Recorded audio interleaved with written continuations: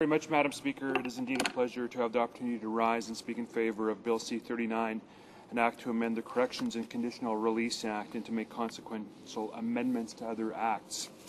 Madam Speaker, the legislation before us today follows through on a number of changes identified by the Correctional Service of Canada's 2007 Independent Review Panel entitled A Roadmap to Strengthening Public Safety, which was to strengthen our correctional system.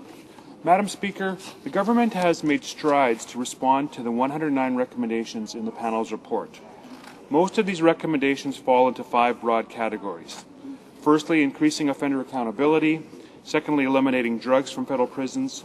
Third, modernizing physical infrastructure. Fourth, eliminating statutory release. And finally, moving towards earned parole.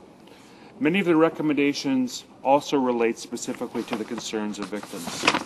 Madam Speaker, our government responded to the recommendation to eliminate drugs from prison by announcing a new anti-drug strategy. This strategy is allowing Correctional Service of Canada to significantly expand the drug detector dog program at all federal prisons and institutions. It also increases security intelligence capacity in institutions and their surrounding communities, and purchases security equipment for maximum and medium security federal prisons while also enhancing perimeter security around those institutions. Madam Speaker, the government is also taking action to tackle gangs in our prisons, a presence that significantly contributes to the use of drugs.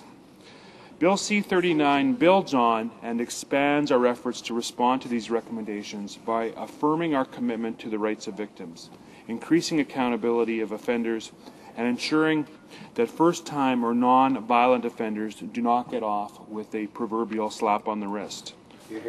We continue to view the protection of law-abiding Canadians and the rights of victims as the priority of our justice system, and rightfully so in my submission, Madam Speaker.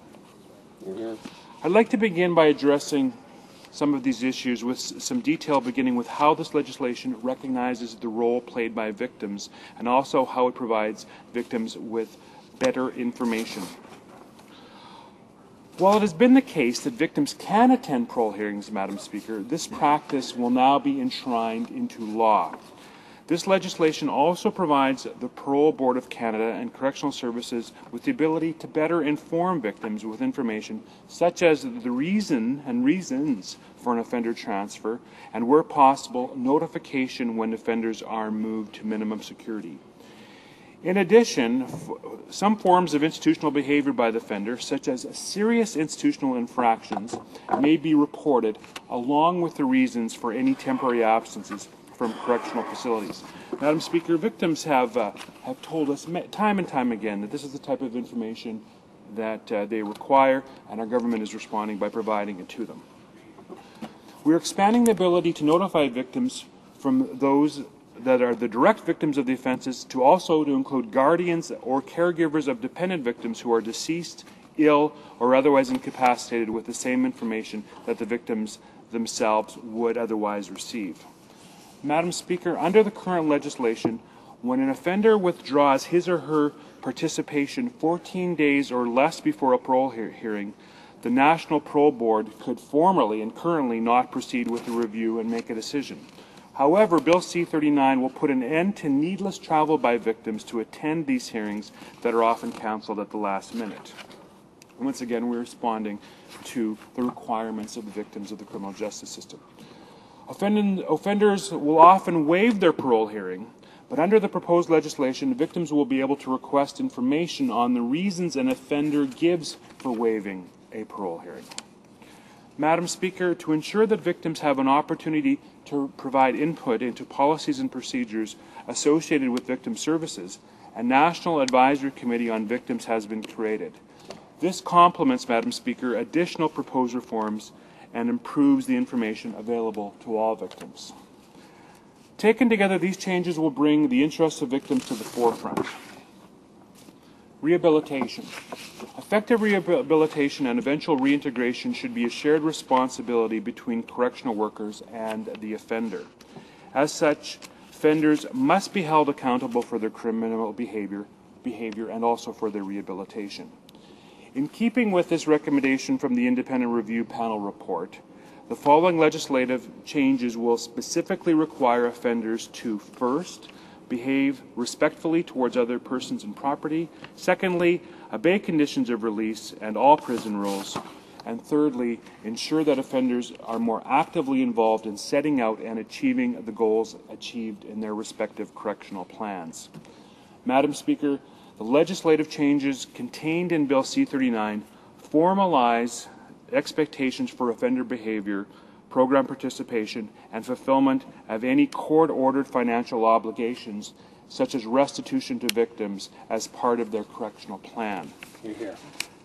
These legislative changes respond to the needs of staff in correctional facilities, all of whom have a right to expect a safe and secure work environment. I submit, Madam Speaker, that employees of Correctional Service Canada are hardworking and fine public servants, and they deserve and ought to expect a safe work environment. They also respond to the needs of all Canadians who have a fundamental right to expect that the corrections system will work the way that it ought to work, and that their safety and security is paramount. Madam Speaker, this legislation will allow police officers to arrest without warrant an offender who appears to be in breach of any condition of conditional release. This responds to the police concerns with respect to the current requirement of contacting parole officers prior to making an arrest for an apparent breach. Police officers, too, are fine, hard-working, and dedicated public servants, and this amendment to the legislation is in direct response to lobbying efforts on behalf of police and their respective bodies. Under the current system, Madam Speaker, accelerated parole review allows non-violent first-time offenders to access day parole at 1/6 of their sentence and automatic full parole at 1/3 of their sentence. For these offenders, rather than a hearing, the process for considering release is simply a paper-based review. However, C-39 will change all this by removing this form of review from the Corrections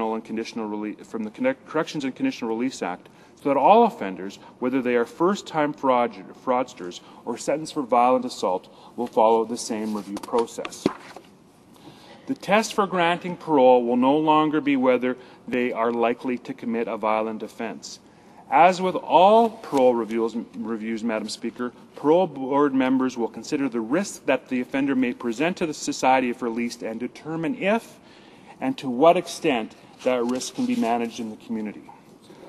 The Parole Board of Canada will continue to hold the protection of society as the overriding consideration in any release decision. Whether convicted of fraud or assault, offenders will be eligible for regular day parole review 6 months prior to full parole eligibility and full parole review after serving 1/3 of their sentence. Madam Speaker, this change is an important first step towards another of the review panel's recommendation, specifically that of earned parole. I listened with great interest, and I am happy to hear that my friends in the Bloc Québécois are advocating towards some system of earned parole. This legislation, Madam Speaker, will also enhance the capacity of the Parole Board of Canada. The Parole Board of Canada bears a tremendous responsibility for making very important and very difficult decisions regarding conditional release.